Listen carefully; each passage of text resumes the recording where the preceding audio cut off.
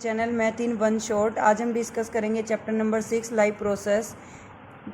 Continue करेंगे हम अपने इसी टॉपिक को, nutrition in the human being. Have fun here adult complaining about the acidity. जैसे कि हम कहते हैं कि ज़्यादा खाने की वजह से हमें एसिडिटी हो गई। Can this be related what has been discussed above. The exit of the food from the stomach is regulated by sphincter muscle which release in small amount into the small intestine. The exit of the food from the stomach, जो खाना stomach से जाता है, sphincter muscle जो है वो release करती है स्मॉल अमाउंट को, जिसको स्मॉल इंटेस्टाइन एब्जॉर्ब करती है। यहाँ से 1 मार्क का क्वेश्चन ये जनरेट होता है कि स्मॉल इंटेस्टाइन जो है वो हमारे डाइजेस्टेड फूड को एब्जॉर्ब करने का काम करती है। From the stomach the food now enter into the small intestine. This is the longest part of the alimentary canal which is fitted into a compact space because of the extensive coiling. ये coil की shape form में present रहता है। The length of the small intestine differ in various animal depending on the food they eat. ये खाने के ऊपर depend करता है कि जानवर खाता क्या है, उसी के ऊपर हमारा स्मॉल इंटेस्टाइन का साइज भी वेरी करता है। Herbivore eating grass need a longer intestine. Herbivore की जो स्मॉल इंटेस्टाइन है उसकी लेंथ ज़्यादा होती है।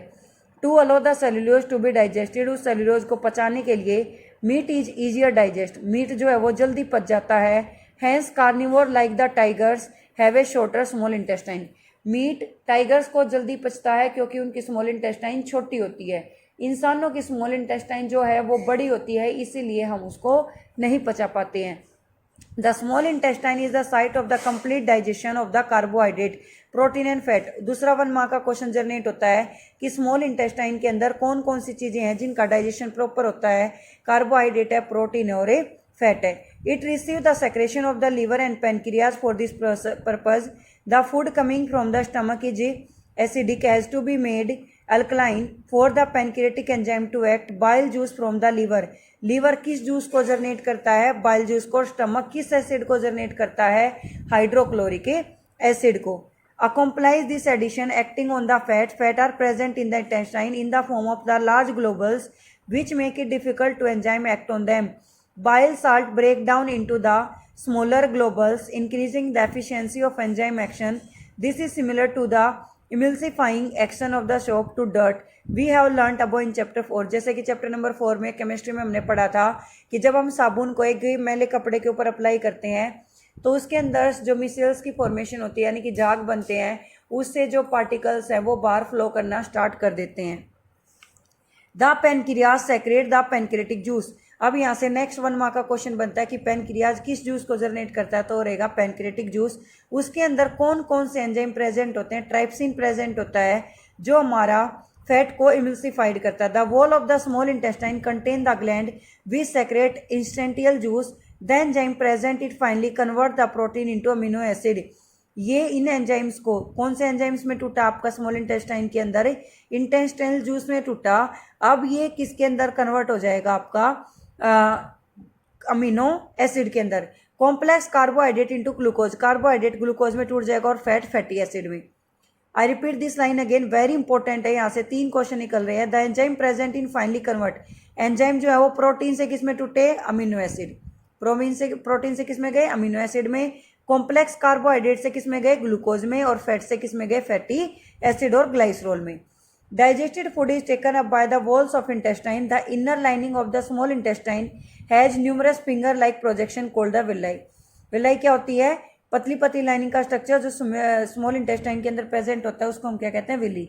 विच increase the surface area for the absorption, जो खाने के पचाने का जो प्रोसीजर है उसको बढ़ा देती है एरिया को। The villi are richly supplied with the blood vessel which take the absorbed food to each and every cell of the body where it is utilized for obtaining energy, building up the new tissue and repair the old tissue. Old tissues को repair करने का काम करता है और नए tissues को बनाने का काम करता है। The unabsorbed food is sent to the large intestine. जो खाना पचा हुआ नहीं होता वो लार्ज इंटेस्टाइन को भेज दिया जाता है। Where it will absorb more water than this material, इससे वो वाटर को एब्जॉर्ब करती है जिसको हम कहते हैं यूरिन। ठीक है। And the rest of the material is removed from the body by the Anas, और बाकी का जो सॉलिड मटेरियल होता है उसको अनस के थ्रू बाहर निकाल देता है। The exit of this waste material is regulated by the anal sphincter. Dental caries, dental caries और tooth decay cause gradual softening of enamel and dentine. Dentine और इनामल की सॉफ्टनिंग की वजह से हमें टूथ डिके अक्कर होता है। It begin when the bacteria acting on the sugar produce acid and soften the demineralize the enamel mass of the bacterial cells through with food particle stick to the teeth from the dental plaque. Plaque क्या होती है? Plaque एक sticky yellow colour की layer होती है जो आपके दांतों के ऊपर फॉर्म हो जाती है जब आप खाना खा के कुल्ला नहीं करते, ब्रश नहीं करते। आप दिन में 2 बार ब्रश मत करो, कोई रिक्वायरमेंट नहीं है, बट आप रात को सोने के जब आप खाना खाते हो, खाना खाने के 1 से 1.5 घंटे बाद जब आपको कुछ नहीं खाना होता, आप सोने की तैयारी में होते हो, तब आप ब्रश करके सो। सुबह फिर आपको ब्रश करने की रिक्वायरमेंट नहीं होती।